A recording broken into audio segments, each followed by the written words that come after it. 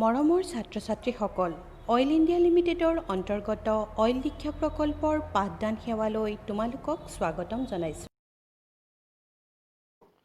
মই তোমালোকৰ বিজ্ঞান শিক্ষয়িত্ৰী সবিতা থাপা।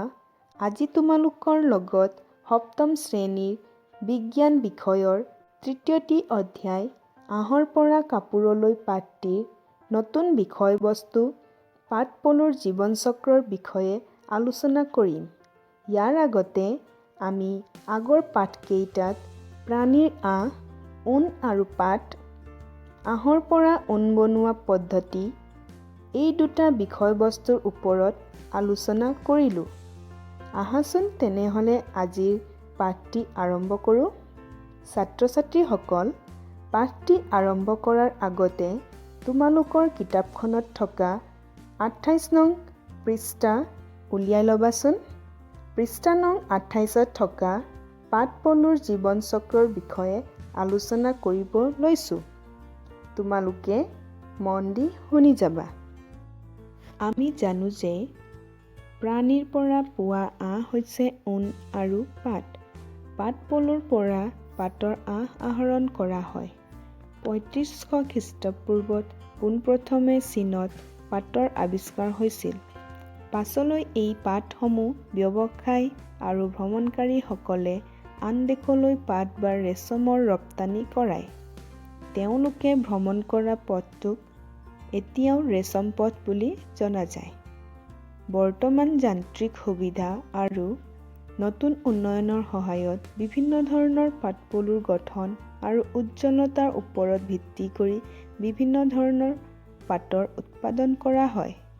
নুনী গছৰ পাত চকৰিয়ে হৈছে সাধাৰণতে পোৱা পাট চকৰি।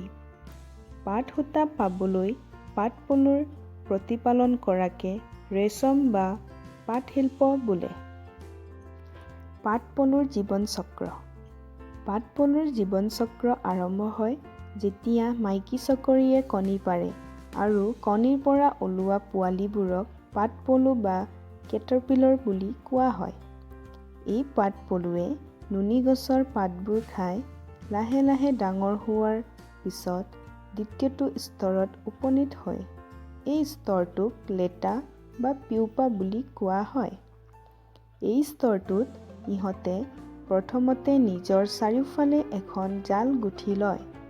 তাৰ পিছত মূৰটো ইফালে সিফালে ইংৰাজী সংখ্যা 8ৰ আকৃতিৰ দৰে লৰাই থাকে। এই লৰচৰ কৰা সময়খিনিত পাট পলুৱে কিছুমান প্ৰটিনৰ আঁহ নিঃসৰণ কৰে। এইবোৰ বায়ুৰ সংস্পৰ্শত টান হৈ পাটৰ আঁহলৈ পৰিৱৰ্তিত হয়। এই আৱৰণটোক লেটাগুটি বোলে। পিউপাৰ পৰা চকৰিলৈ বিকাশৰ প্ৰক্ৰিয়া লেটাৰ ভিতৰতে চলি থাকে। এই স্তৰত লেটাবোৰ পূৰ্ণাংগ পাট চকৰিলৈ পৰিৱৰ্তন হয়। মতা চকৰি আৰু মাইকী চকৰিৰ পুনৰ মিলনৰ ফলত মাইকী চকৰিয়ে কণী পাৰে। কণী পৰাৰ পাছত মাইকী চকৰি মৰি যায়। এইদৰে পাট পলুৰ জীৱন চক্ৰ আকৌ আৰম্ভ হয় আৰু অনিৰ্দিষ্ট কাললৈ চলি থাকে। আশা কৰোঁ ছাত্ৰ-ছাত্ৰীসকল তোমালোকে আজিৰ এই বিষয়বস্তু ভালদৰে বুজি পালা। আগলৈ আমি লেটাৰ পৰা পাটলৈ বিষয়বস্তুৰ ওপৰত আলোচনা কৰিম। তেনেহ'লে ছাত্ৰ-ছাত্ৰীসকল, যদিহে ভিডিঅ'টি চাই ভাল পাইছা তেন্তে লাইক, কমেণ্ট এণ্ড শ্বেয়াৰ কৰিবা। আগলৈও আমাৰ ভিডিঅ' পাই থাকিবলৈ চেনেলটো ছাবস্ক্ৰাইব কৰিবা। নতুন এটি বিষয়বস্তু লৈ পুনৰ লগ পোৱাৰ আশাৰে আজিলৈ সামৰিছোঁ। ধন্যবাদ।